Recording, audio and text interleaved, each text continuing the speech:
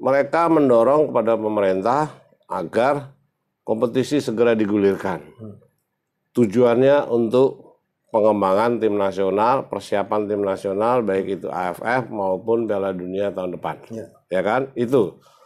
Tetapi faktanya ketika digulirkan, semua pemain nasional tidak berkompetisi. Ini menurut Cocomeo Channel ini pembohongan publik. Nah, offside onside, kemudian pelanggaran tidak pelanggaran, ini kan masalah klasik di wasit kita. Jadi pertanyaannya adalah apa yang selama ini, selama kompetisi dihentikan karena kasus Kanjuruhan, perbaikan apa yang dilakukan oleh Komite Wasit PSSI yang dipimpin oleh Pak Ahmad Riyad dan juga Hasani Abdul Ghani, jelas-jelas tidak kelihatan ini. Perbaikan wasit, bahkan wasit terlihat gemuk-gemuk. Terutama Rans, Persik Kediri sama Barito Putra, itu gosipnya ini sekarang mereka mau degradasi atau membayar supaya tetap bertahan di Liga 1. Kondisi seperti ini pengaruhnya klub-klub masih terima. Kebiasaan di klub Indonesia seperti itu. Terima-terima, nanti kalau udah di ujung ketika sudah dalam situasi kepepet baru teriak-teriak. Persikabo Bogor itu masih bertahan menggunakan rumah judi di jersey mereka. Ini seperti apa sih? Ini mereka melawan, nekat, pura-pura nggak tahu, atau memang sengaja untuk dipertontonkan kepada penggila bola di Indonesia bahwa rumah judi itu legal. Gila. Gila. Gila. Gila bola. Nah, gila bola atau Gilbel itu saya bikin lagu, liriknya W.S. Rendra, yang nyanyi Baruna. Lagu ini mau aku persembahkan buat Cocomeo Channel. Gila, gila, gila, gila bola. Bravo Cocomeo Channel. Saya hari ini ditemanin oleh partner saya, Akmal Marhali, yang selalu tidak pernah bosan untuk membicarakan sepak bola nasional yang kebetulan persiapan untuk menggelar Liga 1 dari sisa 11 minggu yang tinggal 7 minggu ini, ternyata nih mereka hanya berpikir bagaimana izin itu bisa diteken oleh Kapolri, direstui oleh pemerintah, namun persiapannya ternyata jalan di tempat, amburadul. Bahkan sekarang ini timbul gosip, isu maupun hal-hal yang berbau negatif. Tidak pernah ada perubahan khususnya kepada para pengadil di Liga 1. Menurut Akmal gimana ini, Mal? Ya, ini sayang sekali ya ketika izin dikeluarkan oleh kepolisian dan juga pemerintah, tapi kompetisi Liga 1 ini kalau dilihat sejauh ini kesannya sekedar jalan, kemudian juga stripping. Hampir setiap hari ada pertandingan, sudah mirip sinetron. Nah, ini yang kemudian membuat jadwal begitu padat, bahkan seminggu bisa 3 kali satu tim bertanding gitu. Walaupun memang tempatnya tidak jauh dari lokalisasi di Jawa Tengah, tapi jumlah pertandingan yang begitu padat ini juga akan mempengaruhi kualitas pertandingan. Itu yang pertama. Yang kedua, keinginan dari digelarnya kompetisi untuk kepentingan nasional itu juga tidak dapat, karena pemain-pemain yang akan membela tim nasional di Piala AFF nanti itu sudah tidak bergabung dengan timnya, mereka pemusatan latihan di Bali. Yang ketiga, yang paling menjadi pusat perhatian saat ini adalah kualitas wasit gitu kan, masih sama saja. Jadi tragedi Kanjuruhan hanya menghasilkan kesimpulan tanpa penonton pertandingan sepak bola, tapi kualitas secara teknik tidak ikut diangkat atau diperbaiki. Salah satunya kualitas wasit. Baru belakangan lagi ramai sekali ini yang dibicarakan adalah pertandingan Persebaya melawan Persik Kediri yang berakhir skor 1-1. Ada kejadian di mana Ahmad Nurfiandini kemudian dijatuhkan di dalam kotak penalti oleh kiper Persik Kediri Diki Yusron, tapi wasit Ginanjar Rahman Latif tidak mengambil keputusan. Asisten wasit 1 Bambang Samsudar, asisten wasit 2 Junaidi, wasit tambahan 1 Cahya Sugandi dan Aidil Azmi, wasit tambahan 2 juga tidak memberikan respon apa-apa terhadap pelanggaran yang nyata-nyata itu harusnya penalti, dan akhirnya membuat para pemain Persebaya kecewa dan meluapkan kekecewaannya. Beruntung tidak ada misalnya aksi pemukulan terhadap wasit. Kenapa ini saya katakan beruntung? Karena pertandingan masih jauh dari fase-fase krusial atau masa-masa akhir kompetisi. Kalau ini dibiarkan, nanti di akhir kompetisi akan banyak tragedi yang mungkin bisa terjadi gitu kan. Walaupun misalnya meminimalkan terjadinya bentrokan supporter itu sudah bisa diselesaikan hanya dengan cara tanpa penonton pertandingan itu. Persebaya Persik. Kemudian sebelumnya ada pertandingan Borneo PSS Sleman yang berakhir imbang 0-0, di mana wasit Gedeon De Paherang dan juga asisten wasit 2 Sugiarto tidak mengesahkan gol dari Matias Pato karena dianggap offside, padahal gol yang dicetak Matias Pato itu dalam posisi onside, tapi kemudian dinyatakan offside sehingga kemudian pertandingan berakhir imbang 0-0. Dibantu wasit Gedeon ada asisten wasit 1 Rusdi Muksin, kemudian juga Sugiarto, asisten wasit 2, ada Zetman Pangaribuan, pembantu asisten wasit tambahan 1 dan asisten tambahan wasit 2 Anas Aprilian. Lagi-lagi pertandingan hasilnya sama, ada perangkap offset yang harusnya onside dianggap offset. Hampir sama dengan Persebaya Persik di mana pelanggaran tapi kemudian dianggap tidak pelanggaran. Sebelumnya di pekan ke-13 itu ada pertandingan Rans melawan Persikabo. Di mana itu peristiwa masih seperti itu lagi ya. Salah seperti itu, di mana gol Gustavo dari Persikabo harusnya onside tapi dianggap offside. Wasitnya ketika itu Wawan Rafiko, kemudian asisten wasitnya 1 Anang Sutardi, asisten wasit 2 Abdul Qadir, kemudian wasit tambahan 1 Abdullah dan wasit tambahan 2-nya Iwan Sukoco. Hasilnya imbang 1-1 yang harusnya Persikabo bisa menang karena ada gol Gustavo yang sejatinya tidak offset dianggap offset oleh wasit. Nah, offset onside, kemudian pelanggaran tidak pelanggaran, ini kan masalah klasik di wasit kita. Jadi pertanyaannya adalah apa yang selama kompetisi dihentikan karena kasus Kanjuruhan, perbaikan apa yang dilakukan oleh Komite Wasit PSSI yang dipimpin oleh Pak Ahmad Riyad dan juga Hasani Abdul Ghani, jelas-jelas tidak kelihatan ini perbaikan wasit, bahkan wasit terlihat gemuk-gemuk. Sehingga kemudian kalau kita lihat memimpin pertandingan lebih lamban dari pergerakan bolanya sehingga tidak atau sulit untuk mengambil keputusan. Ini harusnya ketika kompetisi mau digelar harusnya ada dulu penyegaran wasitnya.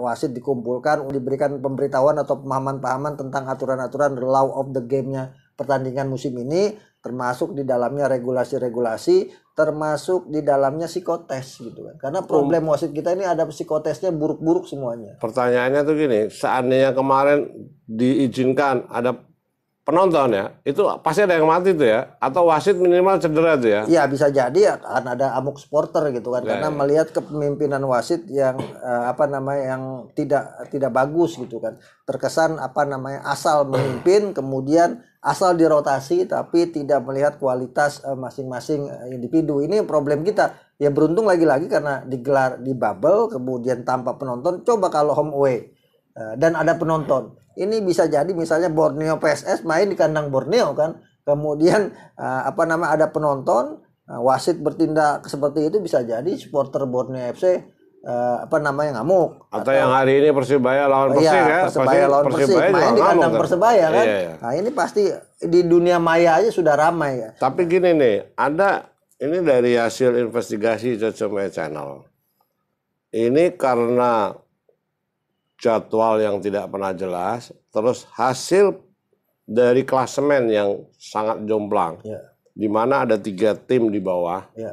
Ini sekarang ini rumor yang beredar, mereka dipaksa untuk degradasi atau harus membayar ke para kartel trio wek-wek itu, terutama Rans, Persik Kediri sama Barito Putra. Itu gosipnya ini sekarang mereka mau degradasi atau membayar supaya tetap bertahan di Liga 1. Kondisi seperti ini pengaruhnya terhadap situasi yang terjadi sekarang, bubble, di mana putaran kedua juga belum jelas, itu menurut Akmal gimana nih? Gosip yang sekarang ini beredar. Ya, semoga gosip ini bukan fakta di lapangan ya, semoga gitu. Tapi kalau kemudian ini jadi di fakta di lapangan, ini sangat mengenaskan sekali gitu kan sepak bola kita. Ada kasus tragedi Kanjuruhan yang menewaskan 135 orang, belum selesai pengusutannya, tapi kemudian sudah terkesan dalam tanda kutip terlupakan. Belum ada sejumlah perbaikan-perbaikan, ditambah lagi misalnya ada permainan-permainan yang dilakukan non teknis.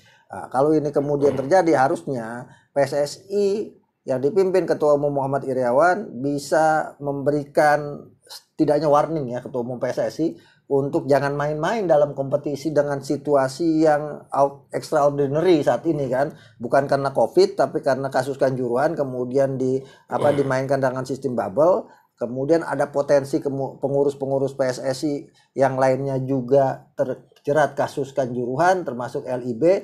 Harusnya kompetisi yang digelar extraordinary ini bisa memberikan trust kepada masyarakat. Jangan sampai tadi isu katanya kemudian ada yang harus berjuang dan minta bantuan non teknis seperti Persik Kediri, kemudian juga Barito Putra dan juga Rans. Ini kan suatu yang bukan rahasia umum, suatu hal yang sudah menjadi biasa jadi pembicaraan publik. Jangan sampai kejadian setiap tahun berulang, tapi tidak ada pembenahan, ini akan mengkerdilkan nilai kompetisi kita. Tapi ini jelas-jelas kenapa mereka tidak ada perubahan jalan di tempat, LIB maupun PSSI tidak ada teguran, tidak ada warning kepada semua klub. Contohnya lah Persikabo Bogor itu masih bertahan menggunakan rumah judi di jersey mereka. Ini seperti apa sih? Ini mereka melawan, nekat, pura-pura nggak tahu, atau memang sengaja untuk dipertontonkan kepada penggila bola di Indonesia bahwa rumah judi itu legal. Ya. Itu seperti apa nih kayak menurut? Ya, ada modifikasi ya ketika kemudian ada pelaporan dilakukan oleh Rio Johan kepada 3 klub yang disponsori rumah judi, Arema, PSIS dan juga Persikabo. 2 sudah memutus kontrak ya kan, PSIS dan Arema, tapi kemudian Persikabo memodifikasi SBO top di bawahnya tambahin net gitu. Nah, ini kan seolah-olah gitu bukan rumah judi tapi media online. Nah, yang menarik adalah di zaman krisis seperti ini gitu kan, zaman media yang sudah tidak wah lagi seperti dulu gitu. Ini kan amat jarang, omong kosong kalau kemudian media online kemudian menjadi sponsor sebuah klub yang nilainya sangat besar gitu. Nah, artinya ini harusnya menjadi perhatian dan warning gitu, termasuk oleh pihak kepolisian, karena pihak kepolisian memberikan izin, kemudian pihak kepolisian juga sedang memerangi praktek-praktek judi online. Harusnya ini menjadi perhatian, apalagi ada di Dada dan juga di Ebot gitu kan, yang sangat jelas. Dalam konteks ini misalnya, saya pernah bicara bahkan kepada SCTP, MTEK ketika masih di TGIPF. Itu hati-hati diingatkan karena SCTP bisa kena juga nantinya kalau kemudian laporan yang dibuat oleh masyarakat Rio Johan gitu kan, atau kemudian anggota masyarakat yang pada akhirnya SCTP juga kan karena ikut menyiarkan produk yang diharamkan dipromosikan di Indonesia, produk rumah judi. Ketika itu Harsiwi salah satu petinggi dari MTEK, terima kasih kita sudah diingatkan gitu kan, dan kita akan warning kepada pihak tersebut untuk tidak menggunakan sponsor rumah judi. Nah, semoga ini yang di Cocomeo Channel ketika kita bicara ini menjadi pengingat gitu kan untuk pihak MTEK, bahkan termasuk PSSI dan LIB ya, untuk kemudian menyampaikan kepada pihak klub copot sponsor rumah judi tersebut, karena kalau kemudian ini dibiarkan artinya kan pembiaran. Nah, kalau pembiaran ini akan sangat merugikan PSSI, utamanya dari segi citra. Artinya PSSI bisa dianggap ya mereka bermain dengan rumah judi, padahal belum tentu gitu kan. Termasuk LIB gitu kan, padahal juga belum tentu. Tapi kalau kemudian tetap diizinkan dan dibiarkan, pembiaran ini akan menjadi presiden buruk buat kompetisi sepak bola Indonesia, di mana nanti ke depannya bisa jadi menjadi justifikasi klub-klub lain untuk disponsori oleh rumah judi dengan beralibi bahwa ini adalah media online. Tapi ketika Mahfud MD sudah wanti-wanti bahwa pengurus PSSI dengan peristiwa Kanjuruhan amoral ya kan, tidak bermoral gitu ya. Terus ada kaitannya ketika mereka mendesak nih, terutama Menpora sebagai bagian dari tim gabungan investigasi. Menpora sepertinya melakukan pembohongan publik. Contoh tuh begini, mereka mendorong kepada pemerintah agar kompetisi segera digulirkan. Tujuannya untuk pengembangan tim nasional, persiapan tim nasional, baik itu AFF maupun Piala Dunia tahun depan. Ya kan? Itu. Tetapi faktanya ketika digulirkan, semua pemain nasional tidak berkompetisi. Ini menurut Social Media Channel ini pembohongan publik. Bahkan ini membohongin pemerintah. Alasannya untuk persiapan tim nasional agar mereka selalu siap. Ternyata mereka tidak satupun main di kompetisi. Buat apa ada kompetisi kalau alasannya untuk pengembangan persiapan supaya pemain nasional itu fisiknya stabil, tetapi ternyata sampai hari ini mereka nggak berkompetisi. Menurut Social Media Channel ini pembohongan publik. Menurut Akmal gimana nih? Ya, ini hal-hal yang sebenarnya dan harusnya sudah tidak terulang ya. Bahwa harus ada pembenahan signifikan, ada transformasi itu yang dicita-citakan kan. Aji Santoso protes, ya Thomas Doll protes. Terus Persib siapa namanya? Lusmia protes, ya kan, pemain aku nggak ada pemain nasional, semua diambil gitu. Hal yang seperti itu terjadi gitu. Terus sekarang Menpora bisa apa gitu loh? Dengan protes kepada pemerintah, ngotot agar kompetisi bisa digulirkan, dapat izin.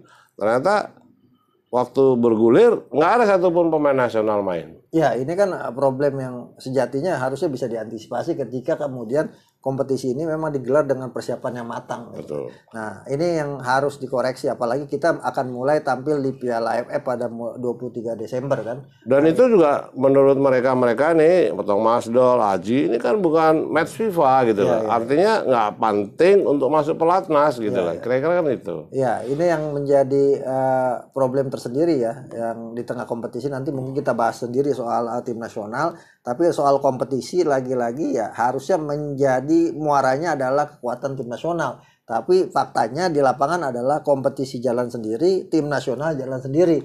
Artinya tidak ada sinkronisasi antara program kompetisi dengan program tim nasional.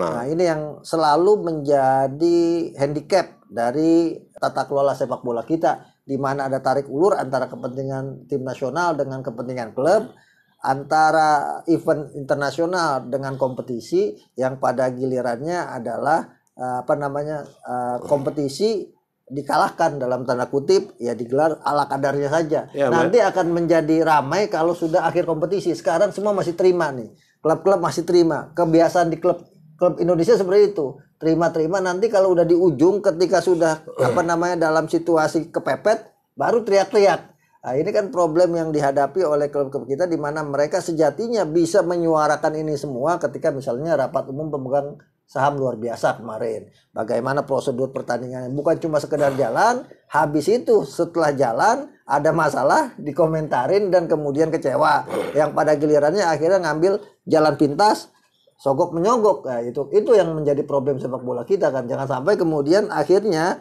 Liga 1 berjalan tanpa penonton, bubble, tapi yang ramai adalah sogok menyogok untuk tidak degradasi. Nah, bahkan PSSI ya harus berani menjamin bahwa kompetisi Liga 1 yang digelar pasca strategi Kanjuruhan ini adalah kompetisi yang benar-benar bersih, kompetitif, dan juga sehat serta profesional. Dalam membangun organisasi besar seperti PSSI, mengelola bisnis besar di dalam kompetisi Liga 1, harus membutuhkan seorang manajerial, dan itu tidak pernah dilahirkan di PSSI maupun di PT LIB, sehingga turunannya semuanya carut marut, semuanya amburadul, dan semuanya bermain dengan caranya sendiri-sendiri secara kasar. Dan ini akan terbukti nanti di akhir musim Liga 1 tahun ini pasti akan melahirkan ketidakadilan berikutnya. Kalau tidak percaya, saksikan episode berikutnya. Adios, Cocomeo Channel.